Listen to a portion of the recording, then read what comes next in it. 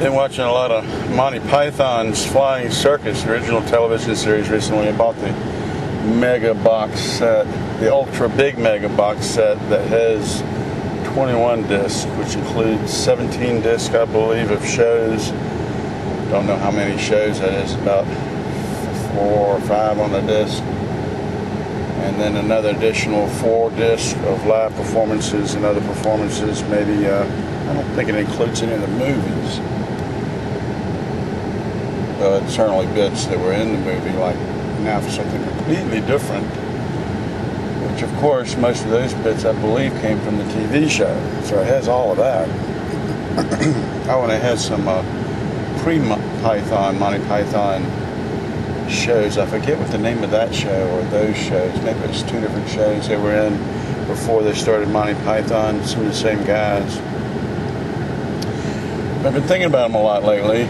Grew up with them kind of when I was in my early, middle, late teens, watching them, and maybe a little bit of that, and silliness just really helped mold my sense of humor, as warped as it is. And so it occurs to me, because I'm getting their voices going through my head occasionally and making jokes in my head, silliness, that I may be going Monty Python Mad.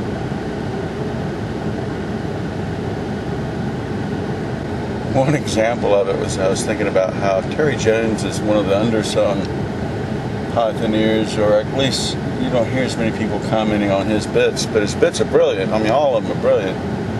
Just that, I guess Eric Idle's done a lot of movies, and Michael Palin's done quite a few. Cleese has had TV shows and been in movies, and Gilliam, of course, Terry Gilliam directed a lot of movies. Brazil, for one, is just brilliant. 12 Monkeys, I believe he did that one. The Time Bandits, goes on and on. He has quite a list of directorial accolades, that movies that he's done that were really brilliant. And so Terry Jones, I believe, is more often than the others overlooked, and yet, you know, there's just a brilliance to his work too, especially in drag. I'm sorry, he's one of the one of the best ones in drag, but among many, they're all great. But I was thinking about how my first impressions of Terry Jones were, and they were kind of mediocre, thinking, he's okay, he's one of them, I guess. And then for a while there, I had that misconception that he was the one that did a lot of the directing. So instead of Terry Gilliam, I thought it's Terry Jones. And so for a while there, I pumped him up a few notches in my mind that, yeah, at least he's making those movies. That's great. Yeah, he's better than I thought. So in a sense, it kind of gave him a little extra stature from the misconception, which he deserves it from just his own work, that he's really brilliant in what he does. He did, not Pole to Pole, that was Michael Palin. He did some kind of a BBC series, travel or history or something. I'm talking about Terry Jones did. Michael Palin also did some travel shows, around the world or something. Anyway, they're great. Go and get that mega box set. If you ever loved the TV show, you'll love it again.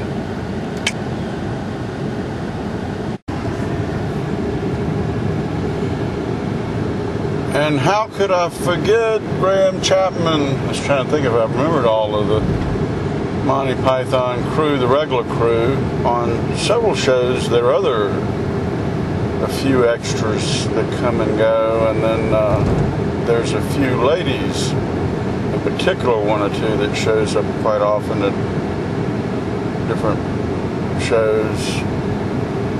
But Graham Chapman was one of the regular crew, and certainly brilliant as the others.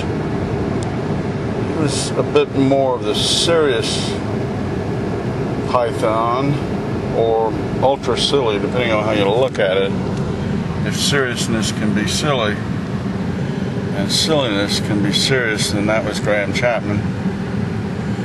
Oh, and of course he was the gay one, so I guess that made him the silly and gay one.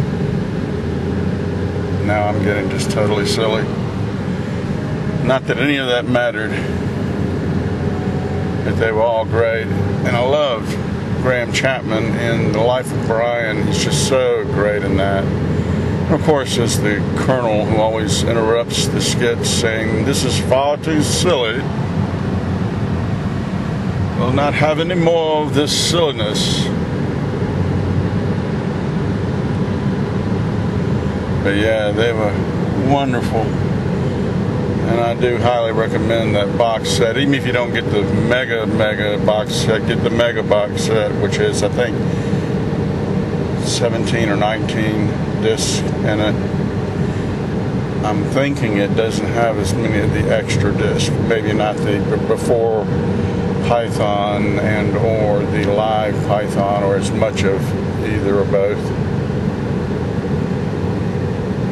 But just brilliant stuff. And you can see the influence, how a lot of the really big fans of Monty Python are the same nerds who, for the most part, built the internet. And you can have your discussions about that, as you will. I mean, it's where we get the word spam from, for email that is just spam. Wonderful spam. Wonderful Monty Python skit. Definitely have to look that one up when you get a chance. A lot of the stuff, if you look them up by the skit names, is available too on YouTube. So that's another way to enjoy them. And probably through Netflix and other such rental places they're available. What a great, lovely bunch of coconuts. Monty Python. Check them out.